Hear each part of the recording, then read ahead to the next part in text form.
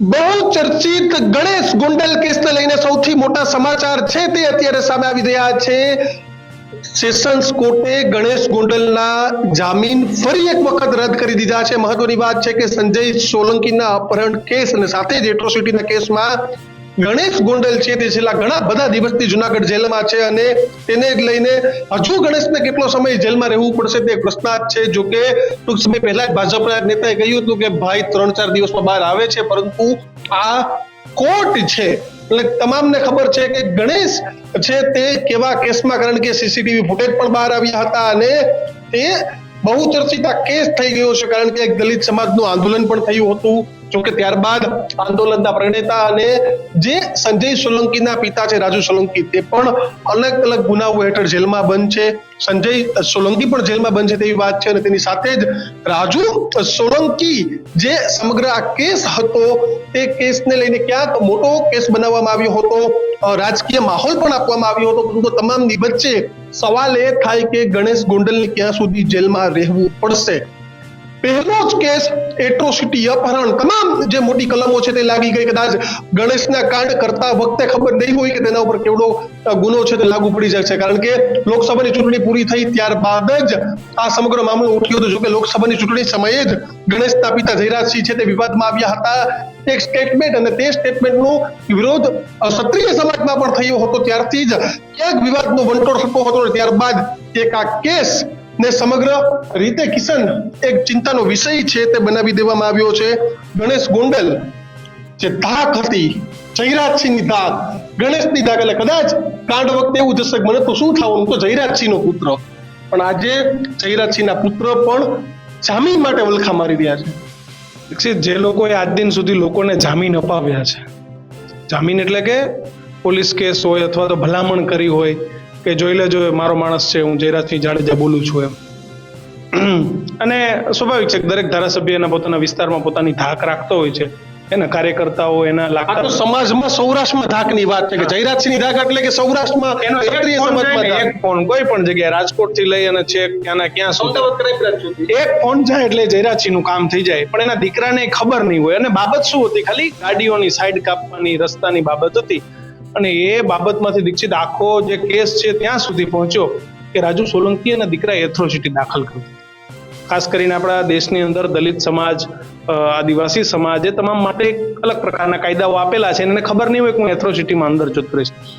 ઘટના બન્યા પછી પણ એને તો એ જ હશે કે આપણું તો શું થશે, આપણે તો નીકળી જશું. પણ આજે મહિનાઓ વીતી ગયા.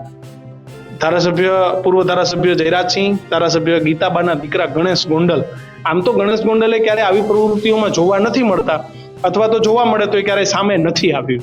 કારણ કે ગણેશ ગોંડલ મામલો દબાવવાનો પ્રયત્ન તો છેલ્લે સુધી થયો હતો, સામ દામ દંડ ભેદ બધું થયું. પણ આમાં સૌથી વધારે જો શીખવા જેવી બાબત હોય ને તો દીક્ષિત, કાયદાથી ઉપર કોઈ ધારાસભ્ય નથી, કાયદાથી ઉપર કોઈ સંસદ સભ્ય નથી, કાયદાથી ઉપર કોઈ મંત્રી નથી, કાયદાથી ઉપર આ દેશમાં કોઈ અધિકારી નથી.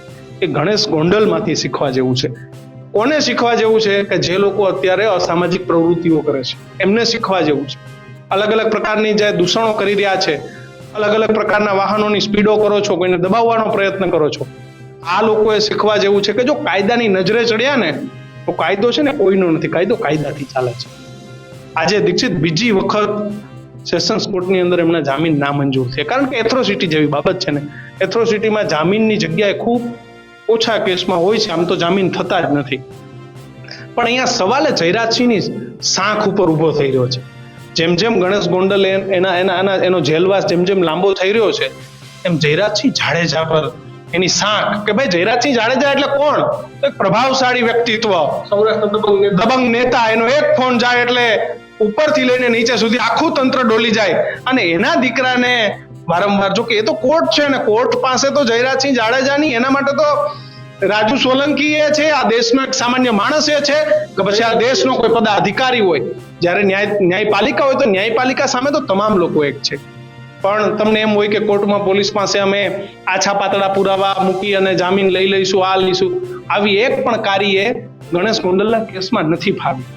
આમાંથી શીખવા જેવું એ છે કે આપણે એવી કોઈ પણ પ્રવૃત્તિ ના કરીએ કે જેથી આપણી આવી હાલત થાય. હા, જૂથવાદ એક છે, જયરાજસિંહ સામેનો એક વર્ગ છે કે જે કઈ રીતે એમનું વધુમાં વધુ, જો કે આ પણ એ વર્ગને હેરાન કરે, એટલે આવી બધી કનડગતો તો સૌરાષ્ટ્રમાં ચાલતી જ હોય છે. પણ ગણેશ ગોંડલના એક તરફ જામીન ના મંજૂર અને બીજી તરફ જયરાજસિંહ જાડેજાનો ઘટતો દબદબો. કારણ કે લોકોમાં અને ગોંડલ અને સૌરાષ્ટ્રમાં ચર્ચાનો વિષય છે કે ગણેશભાઈના જામીન ન થાય, જયરાજસિંહના દીકરાના જામીન ન થાય. આ ચર્ચાનો વિષય છે. કાલે પણ જામીન ન થયા તો ગોંડલ બાપુના દીકરાના જામીન નથી ગયા. થોડા દિવસ પહેલા ત્યાંના એક નેતા કહેતા હતા કે થોડા દિવસમાં ગણેશભાઈ છૂટી જશે. અરે ભાઈ, એમ ના છૂટે. એ ભારતીય જનતા પાર્ટી નથી, એ ન્યાયપાલિકા છે, કોર્ટ છે ભાઈ. અને કોર્ટે હંમેશા કોર્ટનું કામ કરે.